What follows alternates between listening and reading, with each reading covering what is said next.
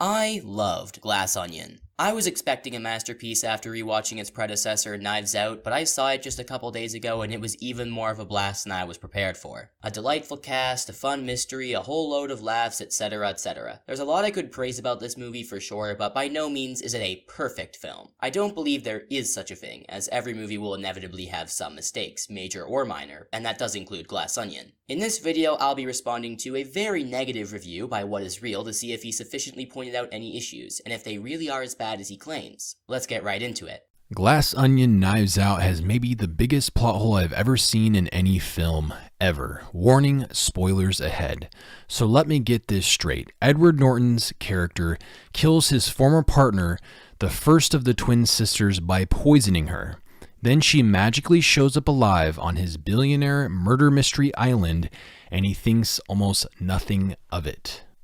Either she magically is resurrected from the dead, or it's a twin sister he likely would have known about being her partner and all at one point. And we know he thought almost nothing of it. How exactly? The story is not being told from Miles' perspective, and we are not shown how he feels on the inside about Helen's arrival on his island. I strongly doubt he has no suspicions at all before the plot twist is revealed, but voicing them out loud would undoubtedly only serve to incriminate himself, as he can't just reveal to the other characters that Andy is supposed to be dead. That would be like surrounding himself with neon arrows. What you're saying here about him thinking nothing of Helen's arrival feels like conjecture to me. That being said, Miles also didn't stick around for Andy's death, and left immediately after drugging her. We as the audience don't know the exact strength, concentration, and number of the sleeping pills he used to drug Andy, so we don't know for sure that it wouldn't have been potentially survivable. As such, there is no reason why Miles couldn't at least suspect she may have survived the drugging when he sees Helen arrive on his island. On top of it, after committing the murder, he has surprised Daniel Craig's character, in his own words, the best detective on the planet, is there on his private billionaire murder mystery island, and he invites him to stay around and hang out.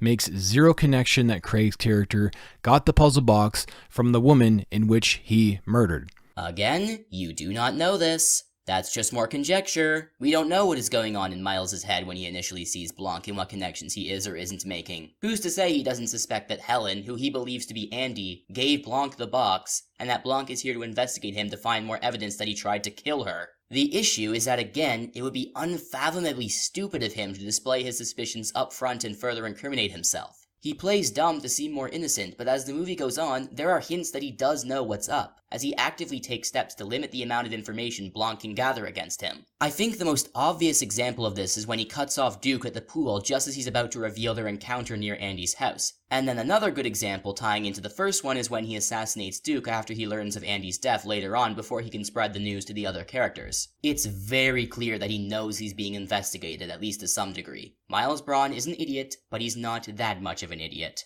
But naturally, after committing a crime, he wants a detective to stay around and hang out for fun, and solve the fictional murder scene with clues, even though he actually committed murder not that long ago himself, from the person which gave Daniel Craig the box.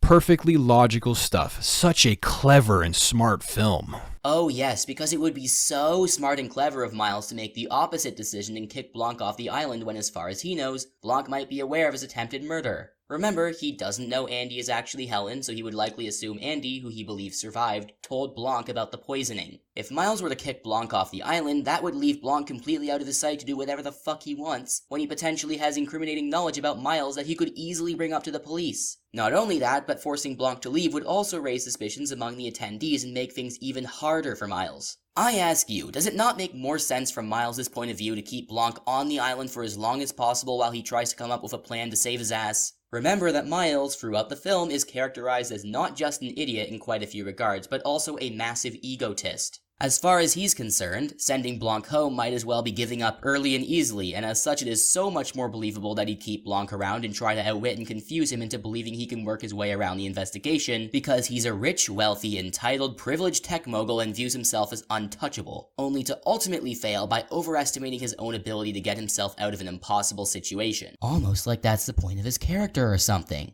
Did anyone else get Dr. Evil type of vibes during this film? The giant ass and the music even on this island? It felt like an Austin Powers movie at times, which I don't think is a good thing for this franchise in my opinion. Okay, fair enough. This isn't really anything debatable, just your opinion. Moving on. The Alabama accent twin sister teacher, who didn't at the time know who killed her sister, thinks it's a good idea to go to a billionaire's island to find the murderer.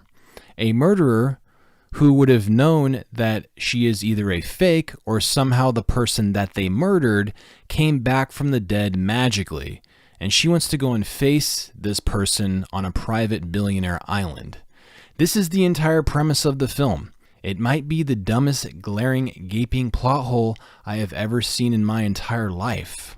I disagree that this is a plot hole, let alone the worst one you've seen in your entire life. You must watch some really fucking airtight movies then. Your phrasing makes it sound like you think Helen is perfectly willing to go to the island with zero concern for her own safety because she's stupid, when in actuality she only begrudgingly goes along with the plan after being talked into it by Blanc. Do consider that Helen and Blanc know the killer has no reason to be on guard until they arrive on the island because they believe their kill went off without a hitch, and will thus be unprepared for their arrival. This makes the situation considerably less dangerous, as the killer will have no contingency plan and have to hide in plain sight to avoid suspicion. Even so, she is warned of the danger and given multiple chances to back out of the plan, but goes along with it anyway, not because she's too stupid to realize the risk, but because she wants justice for her sister above all else. This is her primary motivation from the first time we see her in the movie and is consistent with her character. If you still think this is a plot hole, I would love to see your rebuttal.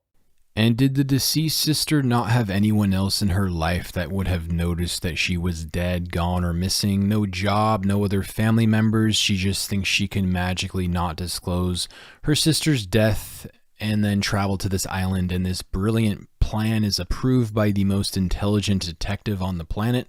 Yes, checks out. First of all, Blanc did not approve the plan, he was the one who suggested it in the first place, but small nitpick aside, it's established that he pulled strings in the background with his influence as a famous detective to keep Andy's death from leaking publicly as long as he possibly could. Yes, there would absolutely be people in her life who would notice her absence, but her death could go under the radar for quite a while, and her death is actually what's crucial here. And yet it still ends up leaking eventually, so I'm not sure what you're even complaining about.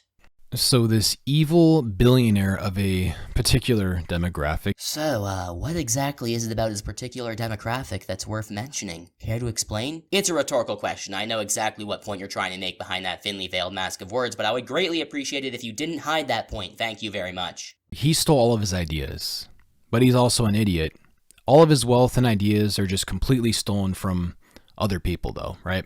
Very confusing point. I wish you elaborated on it more. What I think you're trying to say is that because Miles is called an idiot in the movie, he should be incapable of stealing his wealth and ideas from other people and getting away with it until the movie happens, which I'd say is a really bad argument. Him being an idiot in some regards doesn't mean he's incapable of anything at all. Just look at Elon Musk, who has spent most of his life profiting off of other people's work, but is clearly not that smart when it comes to his own ideas. See, for instance, everything he's done since buying Twitter. Jay Aubrey has a great video expanding on this, which I recommend you check out, but with that aside, back to Glass Onion. What you need to understand is that Miles is actually not that bad at carrying out basic plans, which indeed often involve him taking ideas from other people, but he makes mistakes when it comes to a lot of the smaller, final details, which is a consequence of his ego and his arrogance. Almost like that's the point of his character. He doesn't care about destroying the planet with his new system-changing fuel source.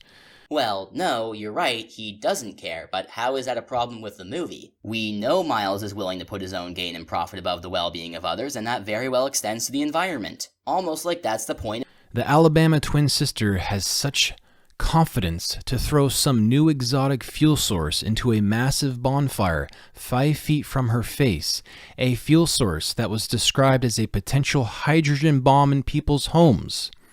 Yeah, this is a horrendously stupid decision on Helen's part, I'll give you that. But at this point in the movie, she's definitely not thinking as rationally as she would be on a normal day. She's just about been pushed to her limit because of Miles refusing to let her get justice for her sister, and she wants to get revenge in any way she possibly can. It kinda reminds me of Star-Lord punching Thanos in Infinity War. Yes, it was incredibly stupid, but it wasn't illogical from a story perspective and was consistent with Star-Lord as a character. Just something worth considering.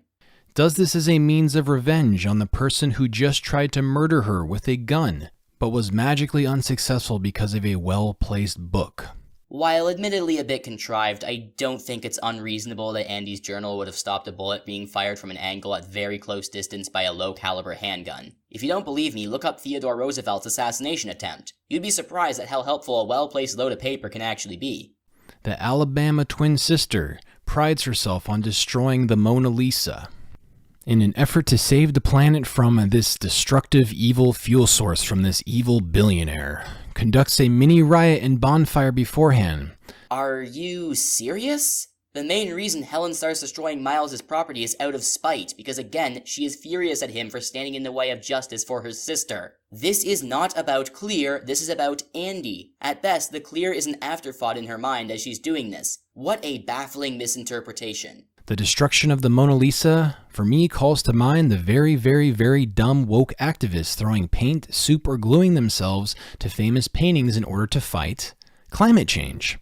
Not even close to the same thing. Helen burns the Mona Lisa not because it's a symbol of environmental destruction or some dumb shit, but because it holds immense value to Miles, who she hates, personally, as an individual. Because once again, he fucking killed her sister. Is it that hard to understand for you?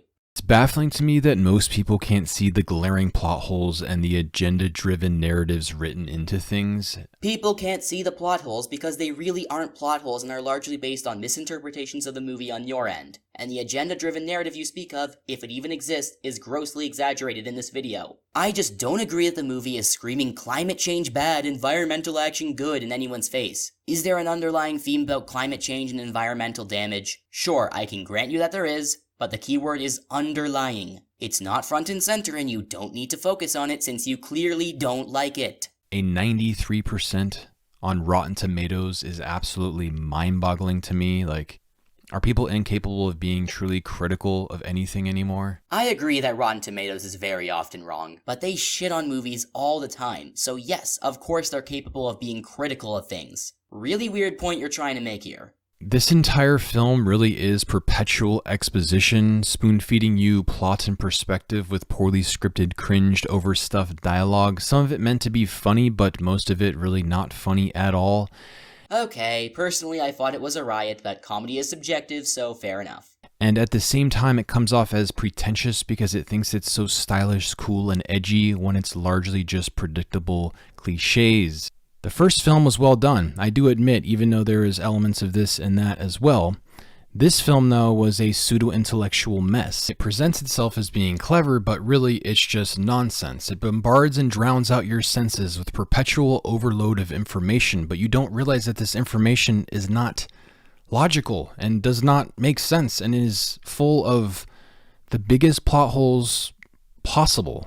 I find it incredibly ironic that you claim this film is pseudo-intellectual and thinks it's way smarter than it actually is. When you come across this way throughout your own video, thinking you're such a warrior for the truth with your easily refutable arguments and blatant misinterpretations while claiming the overwhelming majority of people who enjoyed this movie are incapable of thinking critically because they don't see things the way you do. Massive fucking hypocrisy on your part to the point where it's almost comical. So that's about where the video ends. There is a conclusion, but it's just him rambling on and restating his point about the supposed plot holes in this movie being some of the dumbest of all time, so there's nothing left to refute. Now, what do I think of it overall? Well, to be as fair as I possibly can, it sucked ass. As far as I'm concerned, this guy did not make a single argument that objectively demonstrated the plot hole in the movie, even once. At best, what he proved was that the movie has a couple contrivances, and whatever, I'm willing to grant that. As I said before, I don't believe in the idea of a perfect film. There's no such thing. You can find issues in pretty much everything, but when you have to blatantly assume shit and misinterpret the movie you're criticizing to prove it's terrible, maybe it's not actually that terrible and the issue is more so with you. Have a good day, everyone. See you next time.